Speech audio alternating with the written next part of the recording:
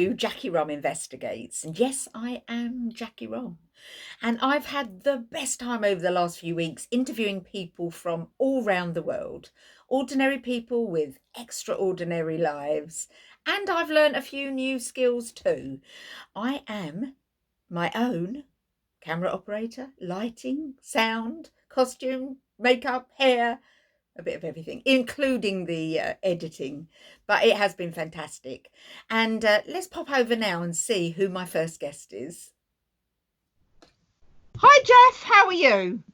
Hey, Jackie. Always a pleasure to see you and chat with you. It's lovely to chat. Can you do me a little favour to start with? Tell people what you do now, and then we can go and because it's really funny because millions of people listen to you every month.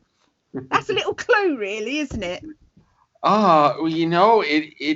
It really blows my mind when I think about the magnitude of it. But I'm the morning radio guy on a classic rock and roll station in the Caribbean on the island of St Maarten, and that's how we all met. Was that? And and I love when I come over. I love when we co-host. And what makes me just chuckle is we both speak a similar language. I can't say we speak the same language because I know I've got myself in trouble on your station a couple of times. There were a few little differences. What was we got talking about we refer to them in the US as a telephone booth, which are like next to impossible to find, and then you had the British name for a telephone booth, and I had no idea what you're talking about. It's a box. The box, yeah. I was like, well, I have no telephone idea. Box. No, that wasn't the funniest. No, the funny is when we were talking about online dating and getting pictures of. Oh yes. That was. Would you like to elaborate further? Maybe later. Let's talk about you first. Sure. Okay, so let's go back a bit. So what kind of business did you first start in? When I graduated university. Where were you first? Where did you grow up? I grew up in Connecticut in the United States. I went to university in the state of Rhode Island. At the University of Rhode Island, I did my high school work at a Jesuit prep school, all-boys Jesuit prep school called Fairfield Prep in Fairfield, Connecticut. From there, I went to the University of Rhode Island. And after that, I had always thought I was going to go to law school, believe it or not. I was a political science and economics undergraduate student, and I always thought I was going to go to law school. And I got about 3/4 of the way through my junior year of university, my third year of university, and I said, I just have no desire to do this. I have no idea what I want to do, but I know that I don't want to be a lawyer. And push came to shove, and I had called a friend of mine, actually a friend of my grandfather's, was an older gentleman who was the chairman of a small bank that my family had used forever in Seymour, Connecticut. It was called the Seymour Trust Company. And the Seymour Trust Company, I walked into this gentleman, his name was Mr. Boyce. I walked into Mr. Boyce's office and said, I think I'd like to be a banker. And he said to me, okay. And, we're a really small bank. They had just gotten sold to one of the big New England regional banks up in Boston called Shawmut. And push came to shove, and he set me up with an interview in Boston. I had never been to Boston before, believe it or not. I had gone back to the University of Rhode Island, drove up to Boston from Rhode Island, found myself getting lost, and found myself on the 36th floor of the Shawmut building in downtown Boston with an interview at a pretty high level in the banking organization. I had no idea of where I'd walked in to the company, and push came to shove, and I joined what was then called Shawmut National Corp as a member of their professional development program, and became a banker for almost 12 years or so, always working in operations and technology. And then the bank got bought, and when the bank got sold, I went through 3 or 4 different mergers, and they wanted me to move to upstate New York to a little town called Utica, New York, and I was really not interested in doing that. And I had been working with a software company at the bank, And they called me and said, we hear you're kind of bored and you're looking for something to do." And that was my transition to New York City and Wall Street.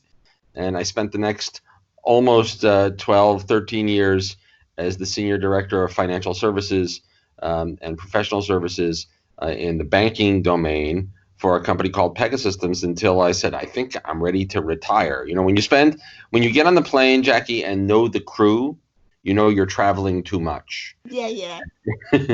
And I made the decision to retire at 40. Had no idea what I was going to do. I'd walked into my boss's office, and I said, and we were all kind of friends. It was a small company, and when I joined them in 1996. You know, I think I was the 12th person or the 8th person in the New York office. We helped take them public and do all of that fun kind of stuff. And walked into his office, and his name was John Ahern. And I said, "John, I have some news." And he said, "What you doing?" I said, "Well, I'm going to retire on July 7th. And he looked at me and said, "What do you mean you're going to retire? You're too young to retire. What the hell are you doing?"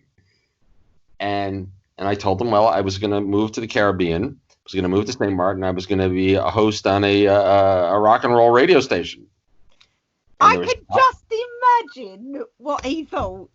The silence in the room, silence. You could hear a pin drop, you know. And you know, and this is, you know, the days of corporate America. So, you know, the suit and the tie and the big offices and the whole enchilada. And there was silence in the room, and he looked at me and said, "I just want you to know, Sochrin, growing up, my hero had always been Spider-Man until now. Now it's you." Honestly, God, 100% true story. And John follows me to this day, follows me on Facebook and Twitter, will often tune in and listen to Island 92 on St. Maarten. So it's a big family. Now, hold on. You skipped something. What did I skip? Uh-oh. So how did it happen? You know, did you visit St. Maarten? Was it a favourite destination? How did that offer come? Well, you know, it was kind of the thing. My family, my parents came to St. Maarten in the mid 1970s. St. Maarten was a very different place back then, and they fell in love with the island. And sometime in 1982-ish, they brought me here as a teenager with very big hair. Not sure what happened, but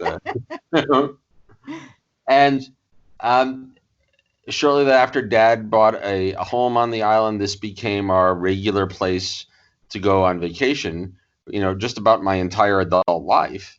Right. And so when it came time to think about I was going to do something kind of crazy, you know, retire and go pursue a dream, the thought of moving somewhere else and moving to St. Maarten was kind of a logical step. And because I had been here so much, you know, and spent a lot of time here growing up over the years, I knew a number of people on the island, and friends of mine at the time were the owners of the radio station. And I said, well, I'll go to broadcast school and I'll come work with you guys. I'll come volunteer. It'll be my volunteer retirement job. And they all laughed and said, well, listen, don't go to school. Just come on down. We'll teach you everything you need to know. So in November of 2007, I got on the plane. And in December of 2007, I went on the air for the very first time.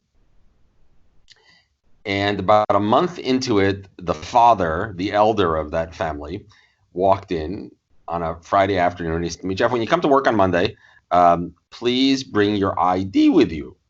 And I kind of looked at him funny. You know, the New York in me came out. The back of my hair went up. And I'm like, back of the hair on my neck went up. And I'm like, why? And he said, well, I'm going to take you to the bank on Monday. We're going to put you on the bank account. You sign checks. You run the place. And shortly thereafter, I bought part of the company. And probably about, got to be 6, 7, 8 years ago now, bought the rest of it. And, you know, with a really great team at Island 92 and Carib Broadcasting, we've grown the station. We've now have a second station. So it's been quite the experience. So that kind of fills in the career gap, I guess. Did you have a yearning to be a public speaker? I know you've ended up on the radio, but have you always been entertaining, or how did that yearning? Oh, you are in entertaining. You think that's the part I still don't get after all these years. You know, that people they think it's funny. They enjoy listening, and I'm going, really? I just don't get it. And maybe that's the part that is so genuine about it. Even in corporate America, I was the guy that when they had to send somebody out in front of the customer that they knew they could trust to say the right thing and build the relationship the right way, I was always the person that got sent out. But I do have very, very early childhood memories in Connecticut of listening to, in the day way back then, AM radio. And in Bridgeport, Connecticut, there was a local radio station called WICC 60 on the AM dial. And the morning guy on WICC, his name was Big Al Warren. At least that was his radio name. It wasn't his real name. And I always remember being enthralled by listening to him. It made you feel like you were part of the community, whether it was a snow day and they were calling off school or there was something interesting happening on a holiday. He was the guy that you turned on in the morning to listen to. So I always had that affinity, but I had no idea what was behind it all. To me, it was just a voice coming out of the box on the nightstand or in the car, right? So I never, ever thought that this would be the career, the second career, the third career, but I love every minute of it. It's a ton of fun. So I've introduced you as Jeff, but most people around the world know you as Dr. Sock. Where did that name come from? So my last name is Sochrin, so Sock, Yeah. S-O-C is the first three letters of my last name. And that has always been my father's real first name is Sumner, but he's always been Sock as an adult. It's been his nickname. And when I had to come up with a name for the radio, Jeffrey really is what my mother calls me. It really doesn't work well. Fresh air in the morning with Jeffrey just doesn't really have a good ring, right? And so I said to my father, I'm stealing your name. And he said, what do you mean? Well, I'm going to be Sock on the radio. He's like, okay. So I had his permission to steal that. And then probably sometime about 5 years into it, we have a local medical school on the island. The American University of the Caribbean is based here in St Maarten. And I've always had a good relationship with a lot of the med students as they've been here for a number of years. And I had always had invited this young couple that he was in school to be a doctor and she was here with him. And we're Jamie and Owen Grove, and we're still friends all these years later. That he's now a doctor, lives down south in the United States, and they brought in one of the deans from the medical school one day. Surprised me. They walked in, and it was a Friday afternoon, and they walked in with the white jacket with the American University crest on it, with a label that said Dr. Sock embroidered in it, and an honorary degree from the university, and said, now you are Dr. Sock, Doctor of Radio-ology. And so that degree is the honorary degree is hanging on the wall. You have another title, don't you, Jeff? Yeah, that's all your fault. And that was hysterical. Thanks to you, I am a member of the Order of the Principality of Sealand. Sir Dr. Sock, thank you very much. Jacky Rom. That was funny. I was thinking, as you were talking about how people perceive you, I think St Maarten is a very special island because it's loved by people worldwide. So people see it with a great affinity. And you, when they're not on the island, these millions of people from around the world that visit the island, when they're not, you are their contact. You are their little bit of St Maarten. So to tune in it makes them feel, it gives them a bit of a warm feeling because they can't be there. I was one of those guys. I used to stream St Maarten radio in my office in New York City. Or my office in the house in Connecticut, because I missed being here. So I understand that special connection. And I think technology has made the world a lot smaller. And I'm honored and privileged to be part of it. I often, forget, like I'll be having a conversation with one of my friends, and they might be up north, and we'll be having this discussion, whatever the topic might be, and I'll start to tell them a story that I told on the air that morning. And they're like, "Yeah, we heard that this morning. Could you come up with something new, please?" That's really funny. It's Now, true. you've when you say Caribbean island, or I say Caribbean island, you think idyllic, but you've had some really hard times twice now over the last couple of years. First Irma, and now with COVID. Can you just tell people that don't know about St Maarten what happened 2 and a bit years ago now? Yeah, From your point of view, from the kind of the radio station, what happened? we took a direct hit from a Category 5 hurricane. Strong at the time, was the strongest hurricane on record, and it came right over the top of the island. We were actually in the studio broadcasting up until the point where they turned the power off on the island wide.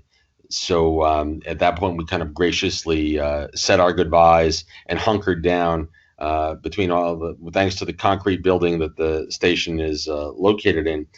It was the only storm that I can tell you that I've ever lived through where the pressure dropped so low that you could feel it in your ears every time you swallowed. Um, it was one of the most unnerving exercises that I've ever been through, and the storm was only the first part of it. Right? It was the 6 to 9 months after the storm that were perhaps the biggest challenge.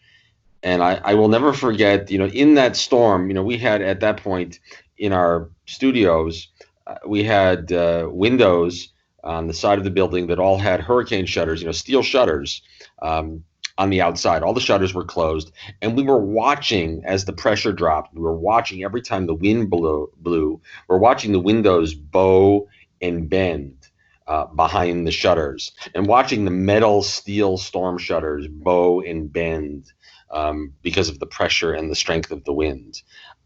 If that doesn't set you off, if that doesn't give you a reason for pause, I don't think that anything will. It was a very trying experience, and I will never forget our midday guy and my adopted brother and good friend, Mr. S, who is our midday guy, Charles Southworth, his real name.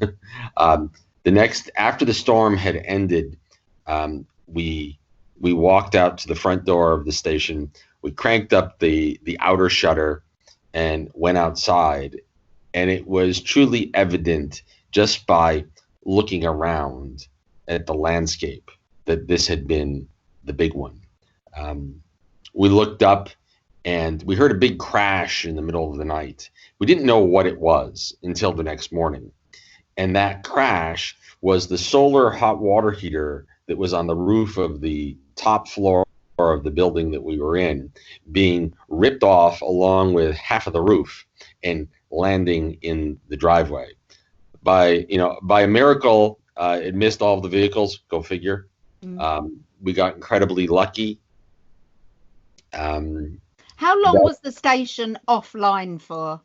Let me tell you. Let me go back from my perspective. Sure. Sitting here Mm-hmm. and being, and I could do nothing. And I remember watching Phillipsburg, the online, and watching the wind, and then going over to the airport and watching the wind, and then tuning into the radio for as long until it went out. And it was interesting because the only thing that didn't go out was the chat board. We all carried on chatting, so we were all concerned about you, and people from around the world were talking each other because we just felt there was nothing we could do, and we were worried about everybody. It was quite the experience. It's not something that I would ask anyone or would wish anyone to live through. I spent we had no telephone service, we had no internet service, we had we barely we had spotty electricity depending on if you knew someone who had a generator. We had no running water. It was people were truly walking down the street in a state of shock and confused. I remember watching the big Air Force cargo planes, kind of fly in after the storm, and they would fly in and they would look like they're going to land, but then immediately start to take back off again. And they were surveying the airport. They were surveying the tarmac to make sure that they could land. It was a very trying experience. I ended up a few days, probably about a week into it or so, I got a phone call. We found one phone line that worked, believe it or not. And one of our other associates was Herb, our afternoon guy, Eric Boyer, was in the U.S. And he got a message through to me and said, ABC News International in New York City would like to send a crew down. They'd like to send a cameraman. They'd like to send David Wright, who they send off to cover wars and disasters and stuff, and a producer down. And can we make arrangements to show them around, escort them around, and find them a place to stay? And I said, give me a day or two to work on it. And I made a phone call to Mei Ling Chung, who was our director of tourism at the time, and she actually got us a spot for them. And the only way that my family knew that we were okay was that they saw us on, World News Tonight and Good Morning America and, all of the other ABC News outlets, for the next week or so as we spent time working with ABC News to cover the event. It was an experience that no one should live through. I remember I got the first flight out I could, which was November, still 2 months, and cried at the devastation. So, and I can never feel what you went through, but I did see some of the aftermath.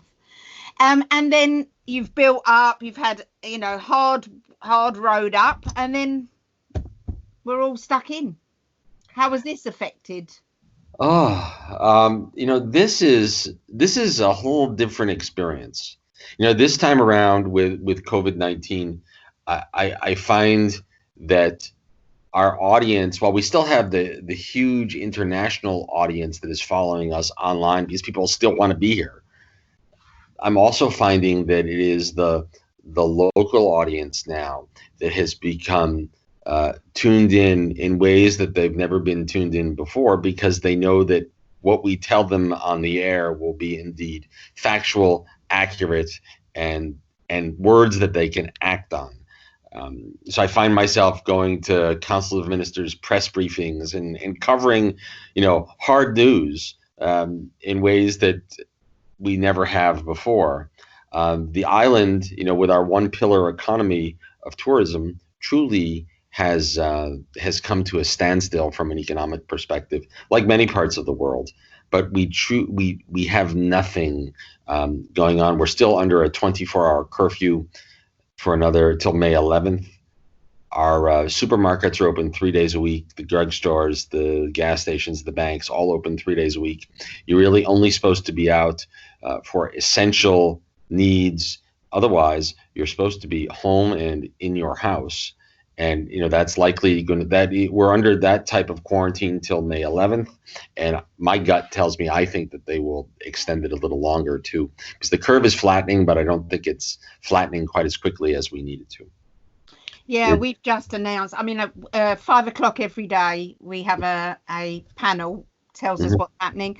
We're over the hump now. We're on the way down, but they're still not lifting anything. They want to make sure that we don't get a second spike, which is for sure. So I did have a flight for April, then it changed to May, now it's changed for June, and my case is packed and I'm on my way as soon as I can. Anyway, I want to change the subject slightly because I remember now the conversation we had. We were on air. Yeah. We were talking about dating apps. Yes. And I just blurted out that I received my first dick pic. And Yeah, I do remember as this. I said that, because I wasn't the only one, you weren't the only one, Charmaine and lovely lady was in there as well. You two just burst out laughing. Well, Like, yes. what has she just said live on air? For us, it's not rude, you see. Well, you know, I wouldn't say that it's rude, but it's just unexpected. Let's leave it at that. Oh, and have you stayed in touch with the gentleman No, who's never. I didn't stay in touch then. I kind of delete, and I've come off the app, so that's okay. But those apps were like taking a really big. People were so into them, and now all of a sudden they've kind of like fallen by the wayside again. You know what's taken over? What's that? TikTok. Yeah. I haven't done TikTok yet. Are you watching it though? Because I have hours of amusement watching everybody else. Yeah, but I don't know that I could do that. I don't know that I'm that creative. No. I agree with you. I have done a few, but I'm not very good. But I just watch. I just kind of watch everybody, and it's up. Being indoor. You're now working from home, aren't you? Are you going in the studio at all? What we've done is we've taken our remote kit that we typically take out on the road with us, and we've set that up in my dining room. Brilliant. And we have I have always had a direct link directly back to the station, an air fiber link directly back to the station from the house. So we can broadcasting from the house, short of the telephone number is different, is generally pretty much transparent. I typically go to the station a day or two a week, check up on Miss Oscar. She's our studio cat. Make sure she's okay. I was going to ask about her. Yeah, she's all right. She's doing okay. She's doing okay. But either I'll go in 1 or 2 days a week, or Mr. S will go in 1 or 2 days a week. Herb's back in the States. That was kind of our plan. One of the things the Bureau of Telecommunications asked us to do sometime right after the St Maarten Heineken Regatta, they asked us what our disaster plan was, but because I know we have one for physical disasters, but they asked us to give it a new spin and put a spin on it for an epidemic or a pandemic, with a focus on keeping all of our on-air personalities healthy and safe, so that the broadcasts could continue. So what we did is we made some decisions at that point. We closed the studios immediately to the public. We sanitized everything. We did the same thing at the houses, my house and Herb's house, and S's place. We also set up remote broadcasting facilities, both here at the house and for Herb and for S. And the real goal was the real objective was they wanted to know what we were going to do to keep our on-air staff healthy, because communication in the middle of an epidemic or a pandemic was critical. So none of us go out anywhere. As part of that plan, we also sent Herb to the United States. He had another job that he could do, building on a television station, continue to do all his broadcast work with us, but do it from afar. It gave us additional flexibility should we need parts, equipment, or God forbid something came unglued here, the broadcast can continue from another country. So that seems to be working well. So for the most part, we're broadcasting from either remote from the house or from the studio. A little bit of both.